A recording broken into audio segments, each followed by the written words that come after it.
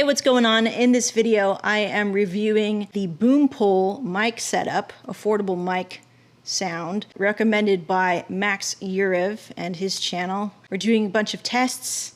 I'm going to record into the H4n and the H1 handy recorder. So I got something new, and I've been wanting to upgrade our audio for some of our shows, like the stress-free wedding show, because it gets so loud and echoey. Hi, I'm Kevin. You know, we could always do the lapel mic, but it didn't seem to help at all either, and it was kind of a chore and a little bit of a hindrance because you had this wire attached to you all the time, and I just wasn't really into investing into a wireless lapel mic setup, so this seemed like the best option. So recommended to me on YouTube by another content creator named Max Yurev. I wanted to test out his setup, so it was really cool because when I watched his video, he recommended this whole thing to me, right? So from the stand to even these little, the little like brackets that you need to have to thread this piece to this piece. I've really been trusting his reviews for some time, and for something that's real, but also very technically knowledgeable, but not too over my head. But I have two recorders here, and what we're gonna do, or what I wanna do, is just kind of test. I was wondering myself, what should I bring into an interview and filming an interview thing, or filming like the show like Stress-Free Weddings? How does each one of these digital recorders take in the actual audio, and how does it sound? Is there a difference? I have no idea. Obviously, I would love to just carry this guy because it lasts a long time, it's easier, it's smaller, all that jazz. Versus this guy, I mean, is there a reason why I paid so much?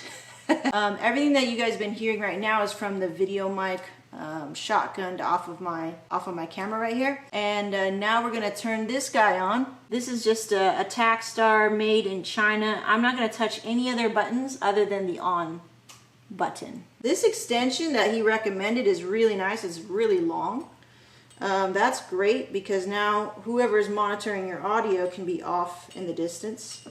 So I'm going to switch over now from that audio over there, the video mic, the Rode video mic, to now this Takstar.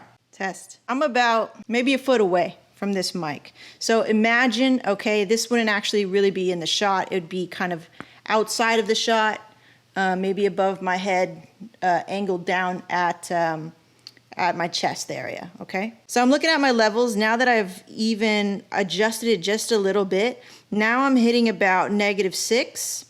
I don't think I'm peaking, so that's great. So I'm speaking normal tone. I'm projecting a little bit because I know I gotta reach that other mic over there. And now I am recording into the Zoom H1. This mic, which is made in China, it's about $27 on Amazon. Super cheap, but when I heard the comparison on Max Yurev's channel between this dude and this other Rode video mic, which I used to have, that $200 one, I used to have that one. I sold it to a videographer that we still work with today. But I sold that one, and I said, you know what, I don't need anything too expensive. I really don't want to spend more than 50 bucks on this new audio. And I was like, please, I know it can be done, and Max actually figured it out. So the mic itself, $27. The rest of these little parts, this boom pole, nicely adjustable. It's made of hard plastic, which is kind of a turnoff because the stand is made out of metal, a nice heavy metal. But that's great. If you have any experience with working with C-stands, it has the same sort of setup and feel. And even the knobs are very similar to a C-stand, but in a smaller version. There's a bag hanging off here, and if you're wondering what that is, the bag is just a counterweight. So say I have this boom pole fully extended. It extends, I believe, to about 6 feet. If you got this boom pole and it's giving you a little bit of, you know, teeter-totter action, that's when you can throw something in that bag as just a counterweight. And what's nice is, really, you can throw anything in there that'll work as a counterweight. Maybe you forgot. Maybe you don't want to carry stuff all the time. Maybe you're traveling to and from your studio. I think it'd be really nice to just be like, oh, I remember I have like a pair of shoes or a water bottle even. A water bottle, put that in there, right? and it's really easy. It's just got a Velcro open and close sort of thing. Now we're going to switch over to the H4n and see what that sounds like. Now we got to clap again. Okay, clapping again. All right, cool. So now we're recording into the H4n. I see my levels are a little low, so what I'm going to do now is just up my recording mic level, and I'm going to keep talking so I could see what my levels are. And I'm about now at 60, so it looks like I'm right under -6 on the decibel range, and that sounds pretty good. That's where you kind of want to be. I can always increase it a little bit. As long as I'm above -12, I can help out the audio a little bit and even pull it into Audition because I have the Adobe Suite. I'll link that in the description as well. I do all of my post-processing, editing, and stuff like that. A pretty professional software for me not being a professional, but just, you know, it makes it so much easier. So I can actually, what Max Europe said in his review is that you need to add a little bit of bass to this audio. Now I want to see what it's going to sound like, just kind of straight off this recording, and I'm not going to add any filters, and then maybe I'll do a separate video if I need to.